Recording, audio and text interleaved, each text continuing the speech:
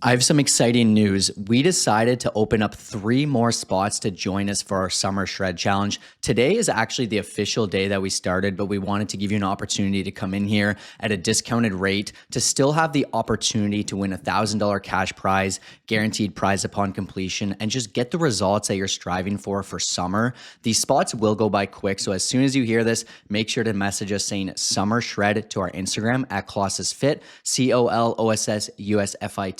Come shred with us, get some amazing results, and we cannot wait to have you join in for this incredible challenge. Now into the episode.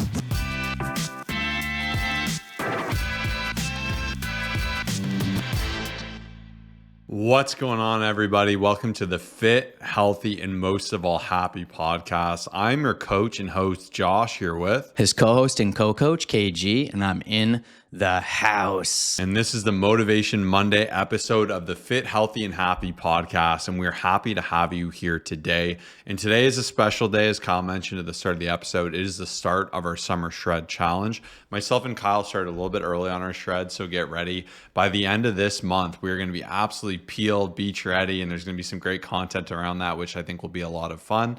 But most importantly, I love just shredding around my clients and getting things going there. So if you thought about joining this, you got a last chance to do it. Do not hesitate on it, because this is where you can actually feel your best this summer. This is where you can actually see change and really see progress in your physique and your confidence and your energy. And I think just feeling amazing this summer is one of the best things, because it's just an awesome time. It's a time to celebrate fitness, to be active, to eat some great food, and most importantly, have some balance. But this is Motivation Monday, and we like to start the episode with our primary question. So we're going to go ahead and jump into that.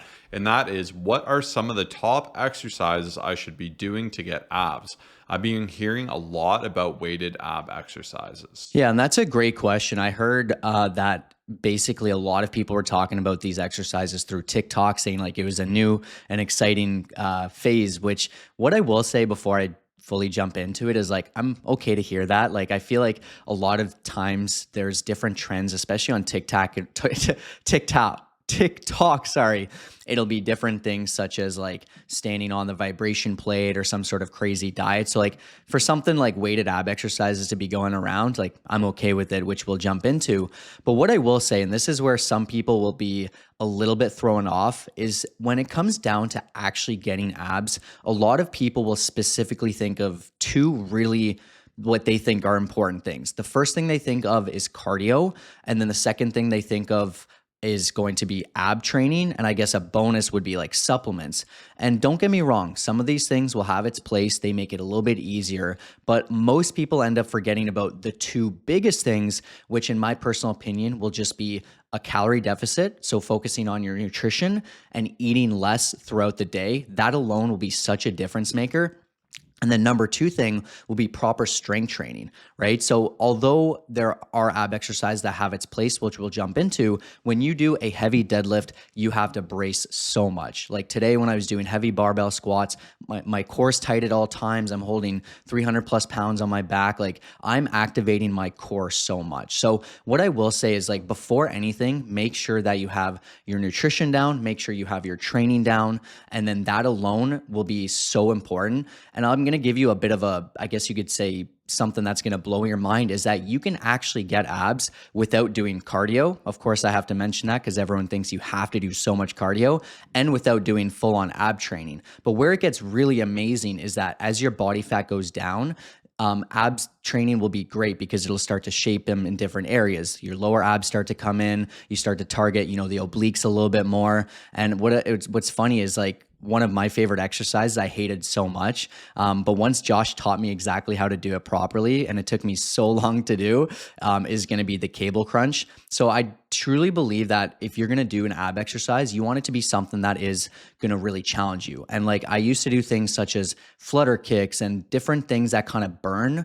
But what I feel like when you just load your abs with like different things such as decline crunches, Josh showed me the Palloff press recently, like the cable crunch, like those are all amazing because you can add on 20 to 150 pounds and make it very challenging. So those are some of my personal favorites. Kyle nailed it there. I think ab training, everyone wants to be doing it, and you picture people doing crazy hanging leg raises and windshield wipers and ab wheels, and it's always fun. It's always hype when you see someone hitting their core tight, right? It's motivating. You're like, I want to do that. Like, and it's always people with crazy shredded abs. But unfortunately, like you could have the strongest core, you could do this till you're black and blue, but if you have a layer of fat covering that, you will not see the abs. At best, you'll see the definition of the top two. So truly, if you want abs and you really want that to be something that shines, you do need to be a little bit leaner. And like Kyle said, you're going to have to obviously be in a deficit, bring your body fat down to a point where they'll show. And keep in mind as well, they'll show at different levels for everyone. Some people will lose their stomach fat last.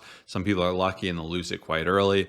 Everyone is entirely different, and unfortunately you got to work till your body responds. But once you do and you have a level of leanness where you can see them, you can absolutely change the shape. And I'm really glad Kyle brought up like how important bracing is. Like if you can brace against heavy squats, heavy deadlifts, I've had some of my best abs where people would ask me what I'm doing, what exercises, and I did no direct ab work. I would just do really heavy squats, really heavy deadlifts because I was powerlifting.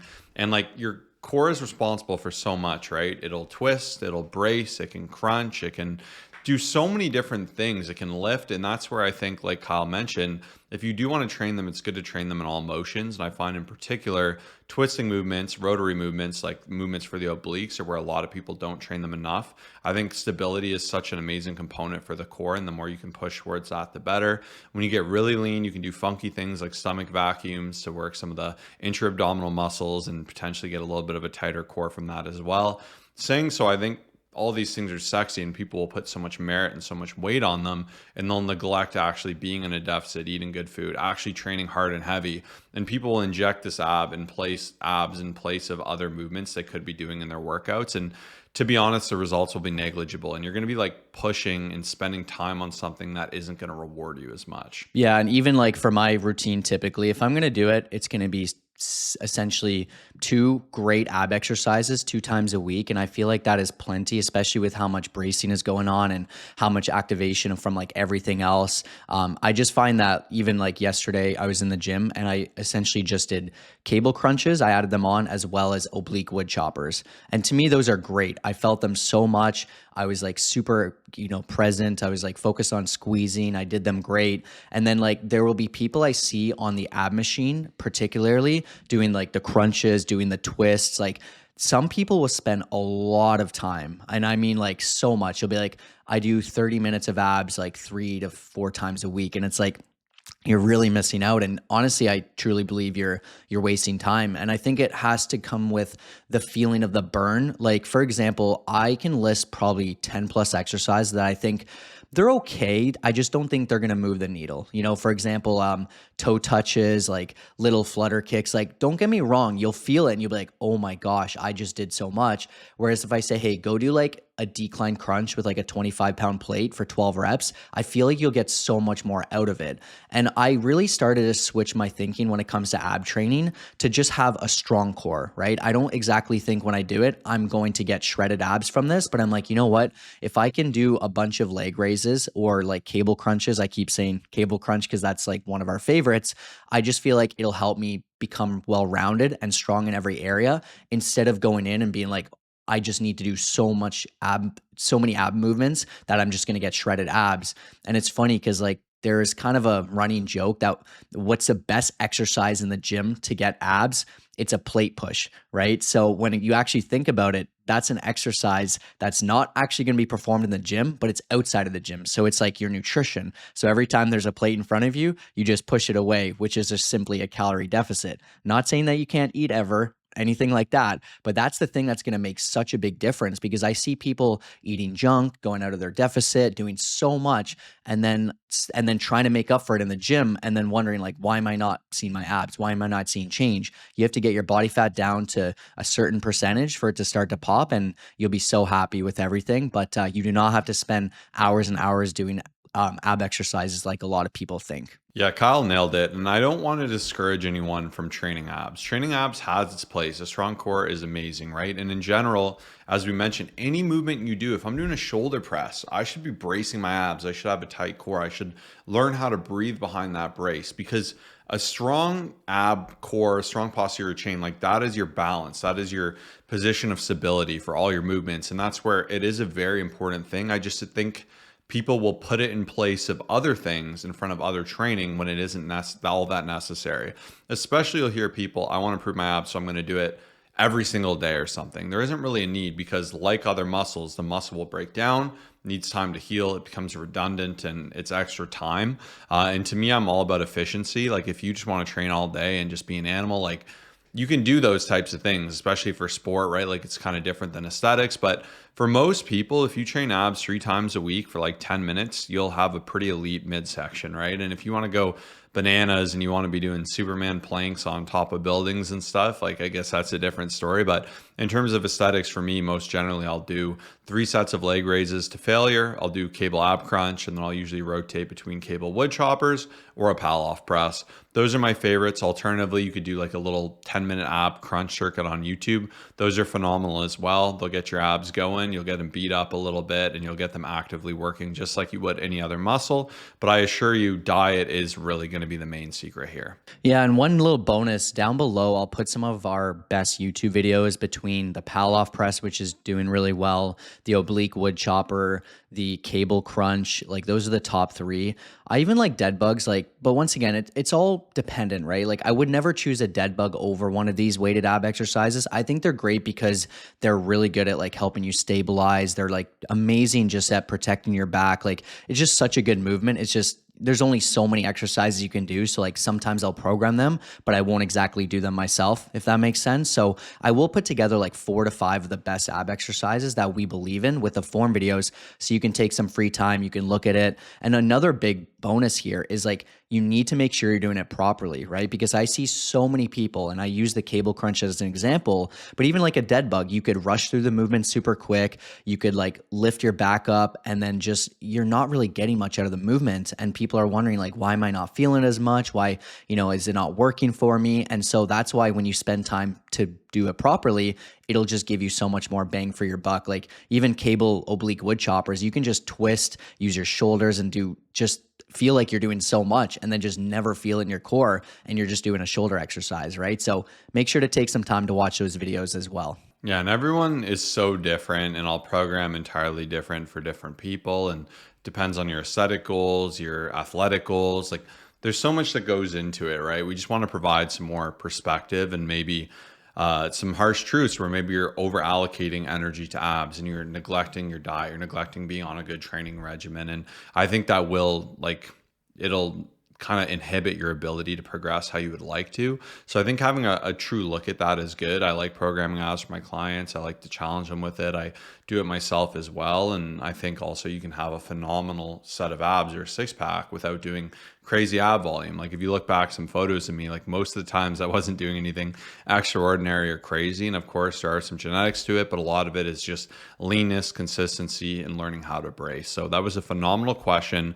And now we're going to jump into our quotes, and I'll start with my quote because I really like it. And it's, "You're not stuck, you're just undercommitted to the version of you that wins."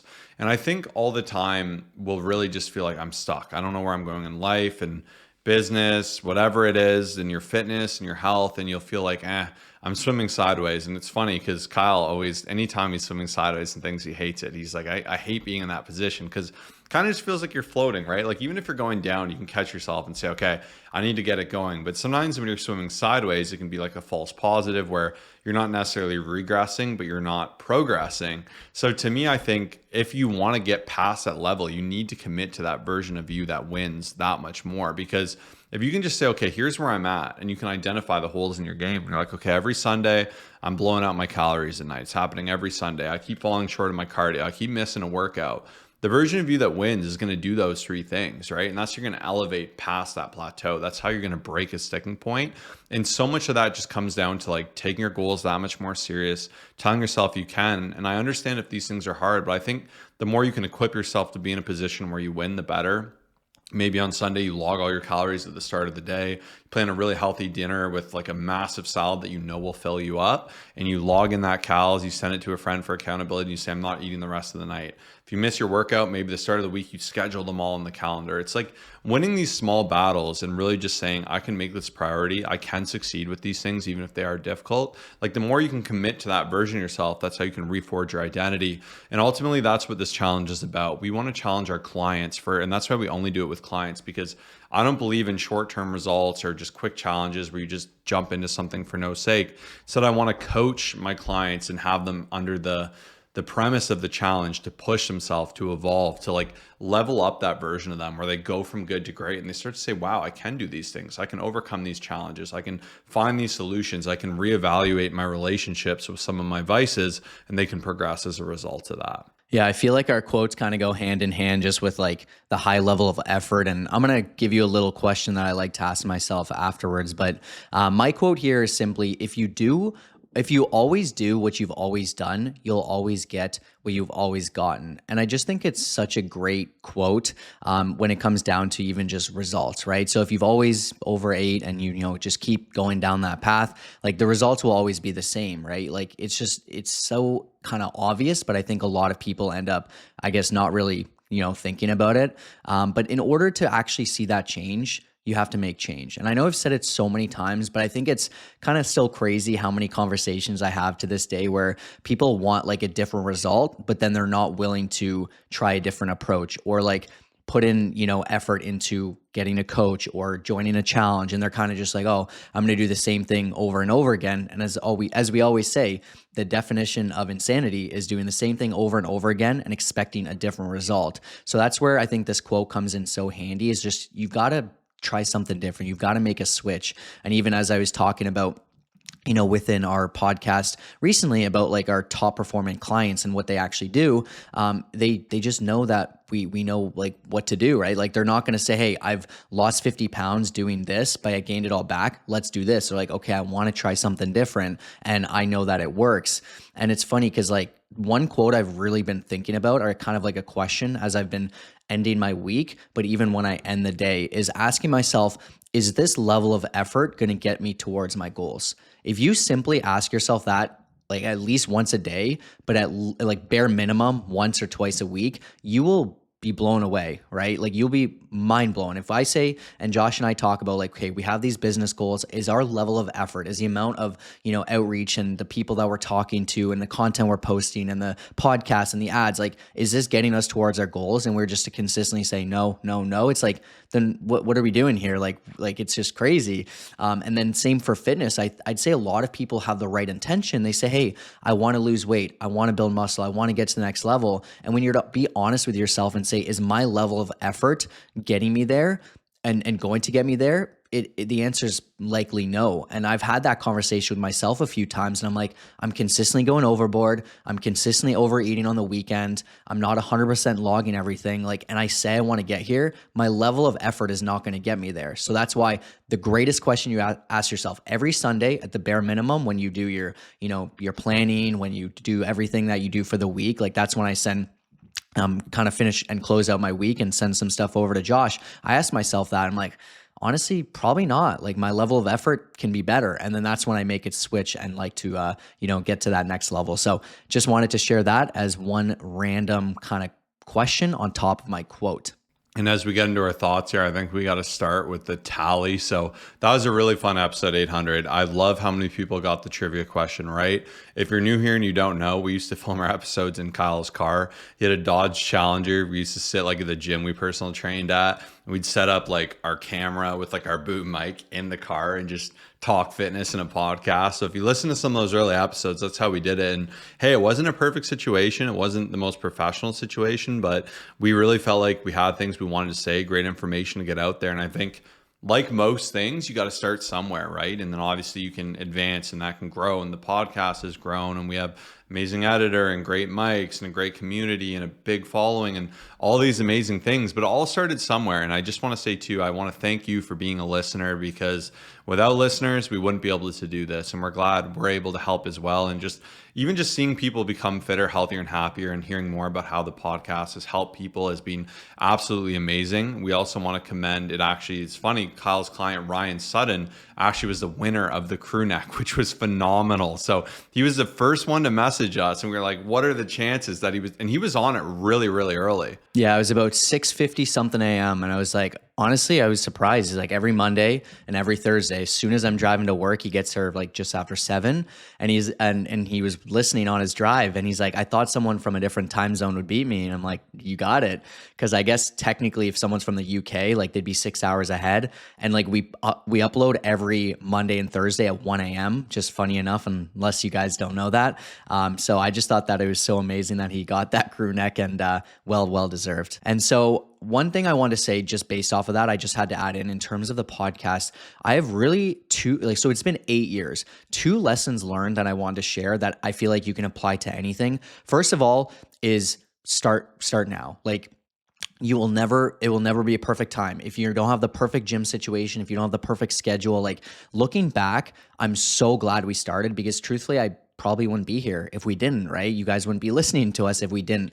The number 2 thing is, don't feel bad about feeling like you're too late to something, right? Because I honestly, when we first started, we did put it off for many months, maybe even a year. And there was part of me that was just like, oh, we're too late. It's just not worth it. And I think that's such a bad mindset to have, especially when it comes down to the fitness journey. I know a lot of people who think, oh, well, I'm 35, or like some people are like, okay, I'm 50 and I'm just finding you guys, like, I think it's too late. It's like, no, like it's never too late. You just have to get started. And when you have that mindset of like, oh, I'm never going to invest in myself, or I'm never going to get started, or I'm not going to sign up or do something, it's just like, that's just such a bad mentality. And I do catch myself sometimes doing that. I'm like, what am I even doing? So yeah, you will never regret starting. I can promise you that. Yeah, and what was another fun thing too, going back to a sillier note, we tallied up the votes, and it is no beard for Kyle.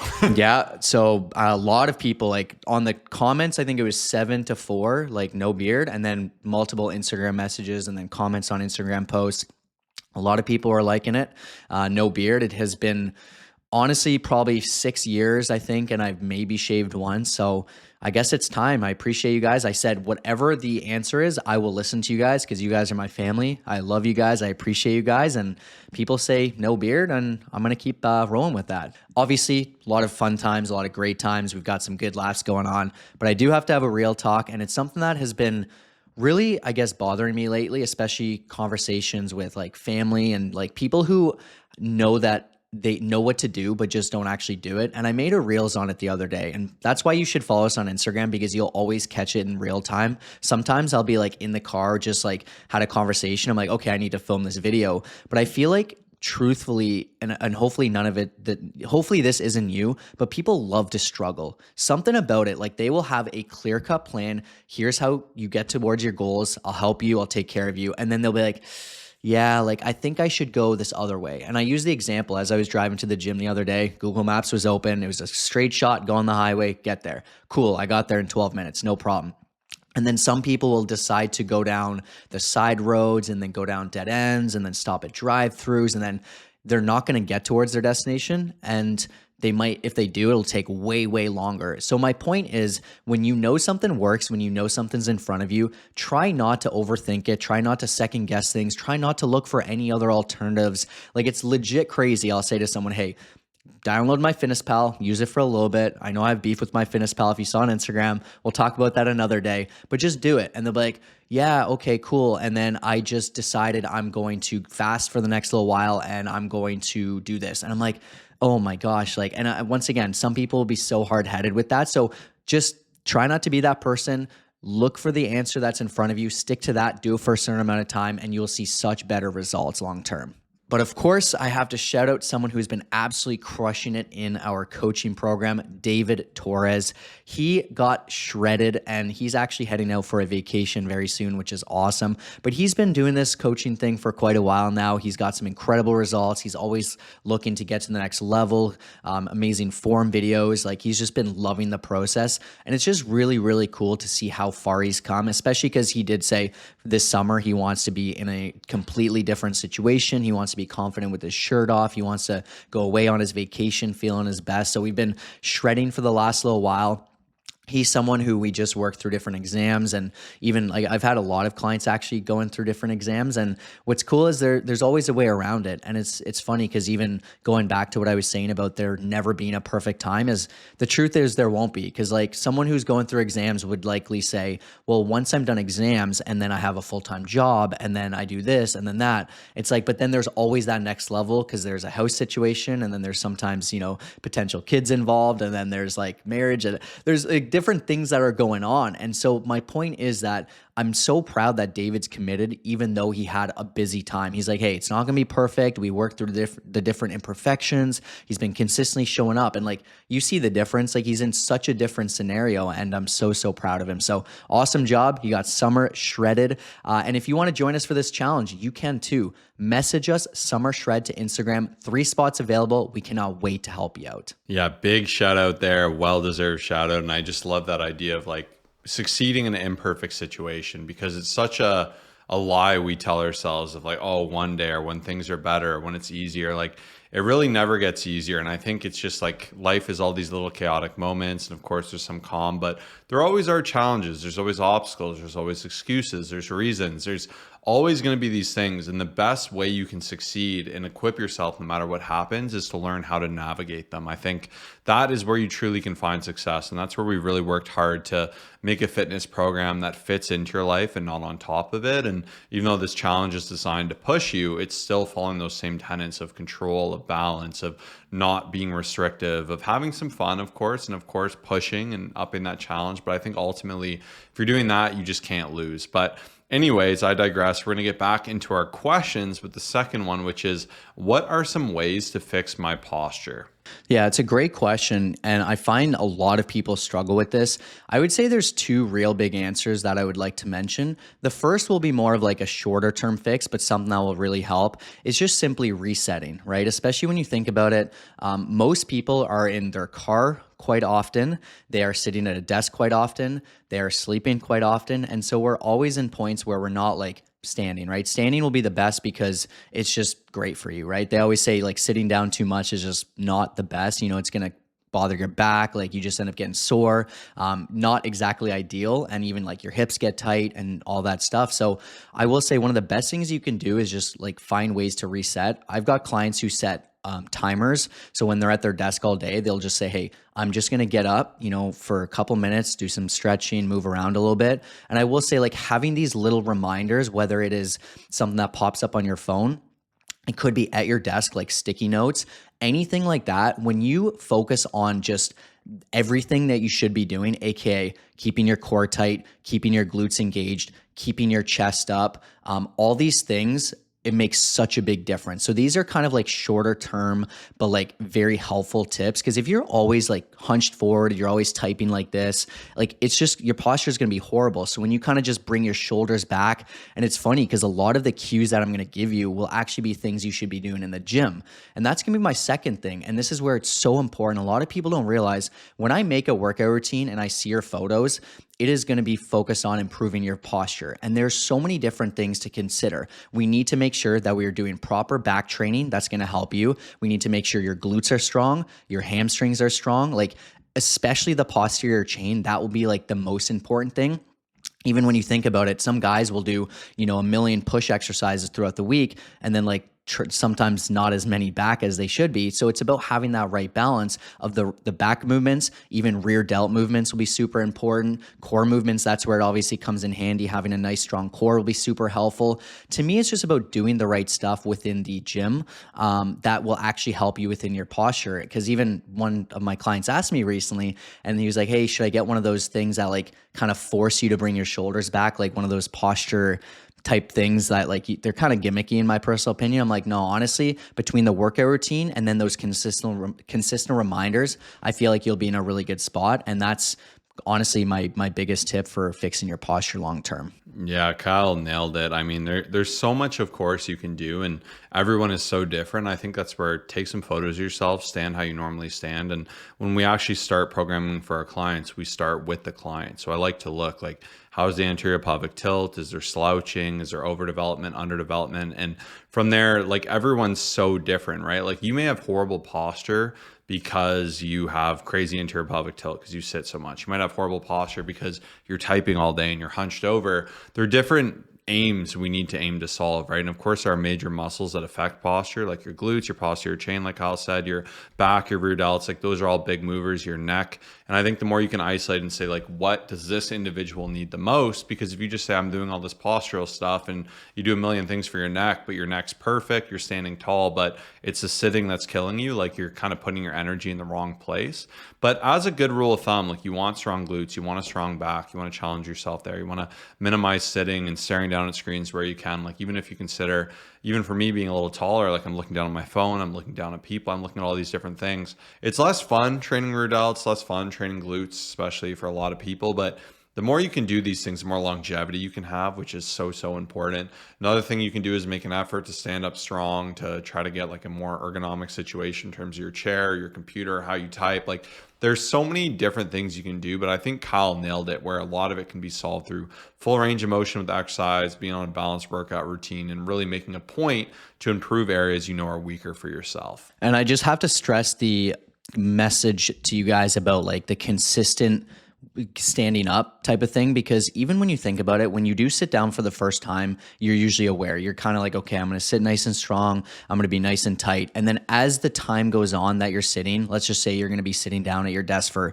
an hour. You start off strong, and then as the hour goes on, you're just consistently, your posture's getting worse. You forget to keep everything tight. And that's where, like, I remember seeing this one time from someone like years ago, and it was just so good. He was just like, try to stand up every few minutes. Like, you don't have to go walk around for 20 minutes, but just a reset. Like that's all it has to be, is a reset. And that's going to be your cue. As soon as you get back to the desk, reset everything, core tight, chest up, type properly, and just do that consistently. Even though once again, it may feel unproductive. I just know when I'm in my chair for 2 hours, my posture goes from being great to then like just slowly evaporating. And then it's just like, oh man, like my back's starting to hurt, so that alone will make such a big difference. Yeah, Kyle nailed it. So there you have it. Happy to get deeper into like anterior pelvic tilt, or if you have more of like scapula or your neck or whatever it is, like the answer, you can always program against it too, right? Like if you have bad shoulders, there's a lot of work you can do to improve your shoulders. If you're underdeveloped in your quads and your hamstrings are strong, like that's where a good program should address these things. It shouldn't just be like, oh, I like this exercise, so I'm doing it, or this one makes me sore. Like it's not going to do so much for you, right? Like you want to make sure you're building something that makes sense. I always use the example of a song, right? It'll have different components of the song. It'll have a chorus, a crescendo, a melody, a beat, all these different things. They have to come together. Whereas if I just put 10 different songs and crunch them together and slap them together, it'd sound horrible. And that's how a lot of you are making programs, which is just not a good solution. Or you're just following someone else's thing, which could be a genre you hate that doesn't suit you and your objectives whatsoever. So that's where you want to start to begin to be critical and be aware of these things. But for our third and final question of today's episode, it is, I struggle with meal prepping properly. I have no idea where to start, what to prep, etc. Any tips and tricks for me here? Yeah, and great question. I used to do meal prep quite often, and it was great, but I just personally don't do it as much now. Now, I will say though, I do talk to clients about it a lot, and it is so helpful, right? Especially if you are always on the go. If you get home at like 6 p.m. and you're like, oh, I don't know what to have. Like most people, I would argue, would actually benefit from some sort of meals being prepared. They're in the fridge. You just go open your fridge and it's there, and you microwave it, you're good to go, right? There's a lot of people though that won't as much benefit, right? You have some extra time, you want your meal to taste a little bit fresher. First of all, you have to really understand, like, is it going to be helpful for me? Am I going to be someone who's going to meal prep and then just always find a way to have something else? I did that for a certain amount of time and I'm like, what am I doing here? It's just not worth it. But I will say, just keeping it simple. Like when I used to try to do too many things, I remember I would try to have like different meals at every time. And then like, then I'm doing 4 different protein sources, 3 different carb sources, and then like a bunch of different veggies. Just try to keep it simple. Choose 1 to 2 core meals and repeat them. Pick a protein, pick a carb, and pick a veggie, and just don't overcomplicate it, and do it consistently throughout the week. So quite a few of my clients will do like a Wednesday and a Sunday, just because then it can be consistently fresh. Try to take 30 to 50 minutes, whatever the time frame is, and just don't overthink it. If you feel like you have to do so much cooking that it's going to take you hours, you're just never going to do it. And you can always switch up meals. Like if you want for a specific week for it to just be chicken, rice, and broccoli as like the bro example, that's awesome. I'd probably do that forever and I'd be pretty happy. But then the next week you could switch to potatoes, lean ground turkey, and then, Brussels sprouts. And then like, that's awesome. I would just say, try to pick 1 or 2 things, repeat it a couple different times. And that alone will actually force you to do it and stay consistent with it. And obviously trying to make it taste a little bit better is always a nice benefit if you can have a little bit of spices and add some flavor to it. Just because once again, I see a lot of people who will have the right intention to do it, and then they just get so bored of it that they're just like, I can't stomach another one. So when you can do that, then it is definitely helpful as well. Yeah, I think the more you can remove friction, and people will see meal prepping as making elaborate meals. Like even if you separate like your carrots into portions for your snacks and cut up some cheese and get some nuts and do little Ziploc bags and stuff, like that can also be a form of meal prepping. And I think people overlook that, but like sometimes the friction of like already having it pre-portioned, easy to log, it's 100 grams almonds or something, like stuff like that goes a long way, right? And everyone's so different. Not everyone needs super complicated meals. And if you're someone who needs a chef gourmet meal and that's what you like you're gonna have to allocate time for that and get ahead of it. And you can absolutely still do that. I just think for each individual, the more you can remove that friction, the more you can dumb it down to make it simple, then obviously you can aim to